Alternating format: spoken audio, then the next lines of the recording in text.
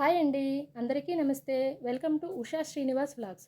దసరా నవరాత్రుల్లో రేపు మొదటి రోజు కదా! అమ్మవారికి మొదటి రోజు కట్టె పొంగలిని నైవేద్యంగా సమర్పిస్తారు.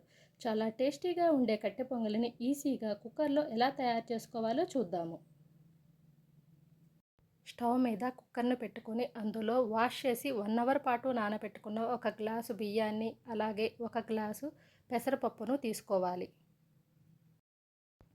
ఇప్పుడు ఒక గ్లాసు పాలు పోసుకుంటున్నాను.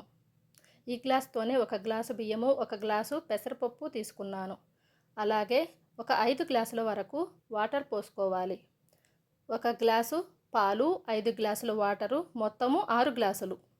బాగా తరిగి పెట్టుకున్న అల్లం ముక్కలను ఒక స్పూన్ వరకు వేసుకోవాలి. అలాగే కొంచెం మిరియాలు, కొంచెం కరివేపాకు, అలాగే ఒక స్పూన్ వరకు నెయ్యిని కూడా వేసుకొని కుక్కర్ మూతను పెట్టి 4 విజిల్స్ రానిచ్చుకోవాలి.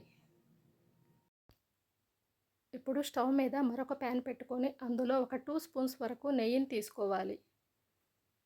ఈ నెయ్యి వేడెక్కిన తరువాత ఇందులోనికి ఒక స్పూన్ వరకు ఆవాలు, ఒక స్పూన్ వరకు పొట్టు మినపప్పును కూడా వేసుకొని వీటిని దోరగా వేయించుకోవాలి. ఇప్పుడు ఇందులోనికి ఒక స్పూన్ వరకు జీలకర్రను కూడా వేసుకోవాలి.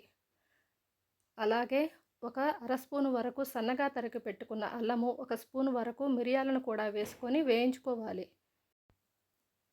ఒక పావు కప్పు వరకు జీడిపప్పును కూడా వేసుకొని వీటిని దోరగా వేయించుకోవాలి. జీడిపప్పు తీసుకోవటం ఇష్టం లేకపోతే వీటి ప్లేస్లో పచ్చి కొబ్బరి ముక్కలను కూడా వేసుకొని దోరగా వేయించుకోవచ్చు. అలాగే కొంచెం కరివేపాకు, కొంచెం ఇంగువను కూడా వేసుకొని పోపును బాగా కలుపుకోవాలి. కొంచెం కొత్తిమీర, టేస్ట్కి సరిపడినంత సాల్ట్ను కూడా వేసుకొని పోపును బాగా కలుపుకొని పక్కన పెట్టుకోవాలి.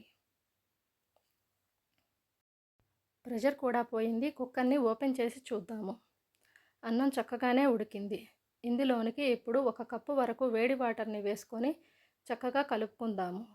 అన్నం ఇప్పుడు ఈ కన్సిస్టెన్సీలోకి వచ్చింది. దీనిలోనికి ఇప్పుడు ముందుగా రెడీ చేసి పెట్టుకున్న పోపును వేసి బాగా కలుపుకోవాలి. ఈ కట్టె పొంగని నైవేద్యంగానే కాదండి, మార్నింగ్ టిఫిన్గా కూడా రెడీ చేసుకోవచ్చు. ఈ కట్టె పొంగలి చాలా టేస్టీగా ఉంటుంది. అలాగే 10 మినిట్స్లో రెడీ చేసుకోవచ్చు. ఈ వీడియో కనుక మీకు నచ్చినట్లయితే లైక్ చేయండి, షేర్ చేయండి, సబ్స్క్రైబ్ చేయండి. Thank you.